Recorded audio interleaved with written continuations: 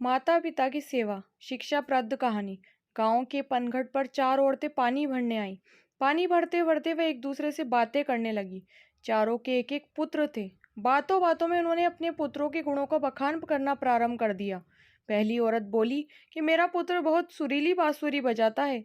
जो भी उसकी बांसुरी सुनता है मंत्रमुग्ध हो जाता है, और मैं ऐसा गुणवान पुत्र पाकर बहुत प्रसन्न हूँ। दूसरी औरत बोली कि मेरा पुत्र बहुत बड़ा पहलवान है। इस गांव में नहीं बल्कि दूर दूर के गांव में उसकी बहादुरी का डंका बजता है। ऐसा गुणवान पुत्र भगवान सबको दे। तीसरी औरत कहाँ पीछे रहती। वो बोली, मेरा पुत्र कुशार्क बुद्धि है। उससे अधिक बुद्धिमान इस पूरे गांव में नहीं। लोग अपनी समस्याएं लेकर उसके पास आते हैं।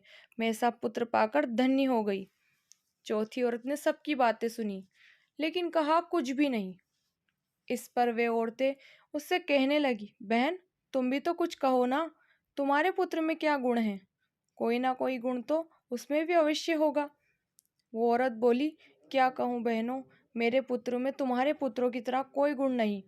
उसकी बात सुनकर तीनों औरतों ने गर्व से अपना सिर उठा लिया।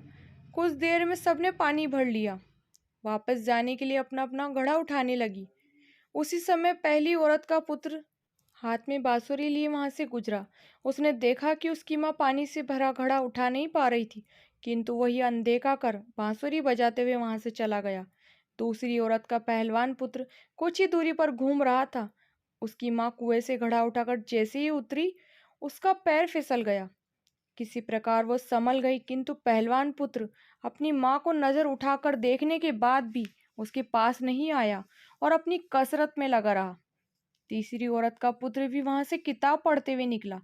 उसकी माँ ने उससे कहा, पुत्र मैं दोनों हाथों से घड़ा पकड़े हुए हूँ, ये रस्सी जरा मेरे कंधे पर डाल दे।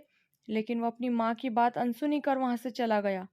तभी चौथी औरत का पुत्र वहां आया और अपनी माँ के सिर पर घड़ा देखकर वो उसके पास गया और उसके सिर से घड़ा उतार कर अपने सिर पर रख कर चलने लगा। कुएं के पास बैठी एक बुढ़िया ये सब देख सुन रही थी। वो बोल पड़ी, मुझे तो यहाँ बस एक ही गुणवान पुत्र नजर आ रहा है, वही जो अपने सिर पर घड़ा लिए जा रहा है। माता पिता की सेवा करने वाले पुत्र से गुणवान पुत्र भला कौन हो सकता है? गुणवान वही है जो अपने माता पिता की सेवा करे और साथ ही सबकी सहायता के लिए तत्पर रहे। आपका कीमती समय देने के लिए धन्यवाद।